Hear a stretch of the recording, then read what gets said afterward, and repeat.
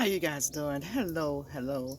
What I just showed you is me using a cup that I had some tea in from a restaurant. I took the cup, if I can get it back out, and I've showed you on the other videos, cut slits on the side with some scissors, no big deal. For drainage, you've got to have drainage. Or you can use a soldering iron, put holes at the bottom, no more than 3. I just put 2 slits on the side and it's draining.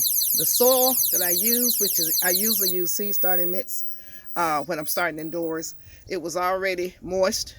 I poured some more hot water over it, and not hot water. You don't want to melt the bag because it was had been outside, and even though I sterilized it before, it was left open, which means that that was a new bed haven home for any insects to say, oh, let's go in there and lay some eggs. So I re-sterilized it, put it in here. Now, I did not fill this cup up simply because I'm doing tomatoes, and tomatoes grow fast for me. And it's going to be in here until March or April. I may have to transplant again. Transplant again. Not transplant again, but transplant. And I started it down low to give it enough room to grow up. And if it looks like I need to take it out, I would cut it out and put it in a larger container, deeper container. I'll do that. I put several seeds in here because it's going to act as a nursery to grow the plants, and then the plants will go into their own individual container once I get ready to put them in their proper home. Because you do have drainage going on, you have to put this in something to catch the drainage, and that will also collect and act as a water reservoir. So I put it inside of this 20-ounce styrofoam cup. Now, I could have set it inside of here. It doesn't matter. You just have to do what you have available. Use what you have available to you. So you have to make sure first that it has drainage holes. Second, you have to make sure that there is something to catch the water when you water it. And thirdly, I would definitely put a dome on here.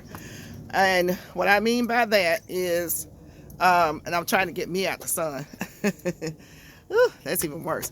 What I mean by that, people, is you want condensation. And I showed you what that's like. Now, the beautiful thing about using this cup, and I'm sorry about that little thing over there, but it was frozen. It hasn't made any noise for a couple of months, and now it wants to show off. So I'm sorry. I'm going to let it run out, then maybe to get time right. The good thing about this cup, it came with a top that you put the straw through. So, let me take you with me. Hold on. Because my phone, I hope I'm not trying to burn the house down. I had the top in here. And y'all need to see my house because it ain't clean. Okay. Alrighty. It's this top right here. This top already has a hole in it because it's for the straw. So therefore, you don't have to worry about putting a hole in the top. I'll take it back outside.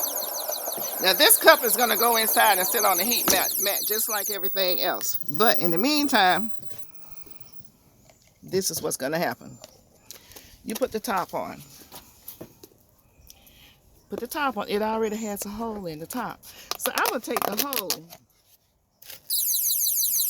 and where the straw goes in, you can just bend these inward. You don't have to put a hole in the top. It already has one there. And just bend the little flaps inward. You bend them outward however you want to do it. And that's it. Take it, put this top on here, secure it tightly. Don't have to use any tape or anything like that. And this is just another way I'm showing you. There's so many different ways. You want to make sure you keep check on it. Make sure that it is Make sure that it is staying moist. You want to make sure it stays moist. And tomatoes don't take a long time. So you'll see some tomatoes popping up through there. And when they get up to a certain height, I bring you through that with me. I'm sorry. We can take this top off and let it get some light from the inside using the method that I'm using with the clamp light, the shop light. So in the meantime, I'll bring you along as they germinate. And like I said, I put several of them in here, and I want to give a shout out to Gardening with Lisa. These are the honeycombs, and I am anxious to taste them. You see, they're very sweet and sweeter than sun gold. And this is a way that, like, you can just say, okay, I'm gonna put my tomatoes in here and get them started. You can do this with your peppers. Here, one for peppers. You can write on here what's in here, the date that you started it. And if you don't have a lot of space, you can just get a tote and sit this in the tote on top of a heat mat. It doesn't have to be on the heat mat. It's left up to you. So you have your tomatoes started. You can start the same way for your peppers. Same way with whatever else you want to grow. Squash, zucchini. It'll all be in its own individual container. If they all don't fit, if you have a lot of vegetables you're trying to start and they all don't fit, just cut the top of this off, the wide part. The wide part is what, will allow you to to be able to fit more of these containers in here, okay? So anyway, I'm going to let you guys go. I want to thank you. I want to say, don't forget to subscribe, like, share. Don't forget to comment. What you growing? Have you gotten started? You can get started indoors. This is a way you can get started indoors, okay? We'll keep updating you on the progress. Ooh, my nose is getting ready to run. I got to go in. And bring some more people along. I'm just showing you what I'm doing. I'm showing you how I do it, showing you the results of what I do. Love you guys. Take care, and I'll see you in the garden. Bye-bye.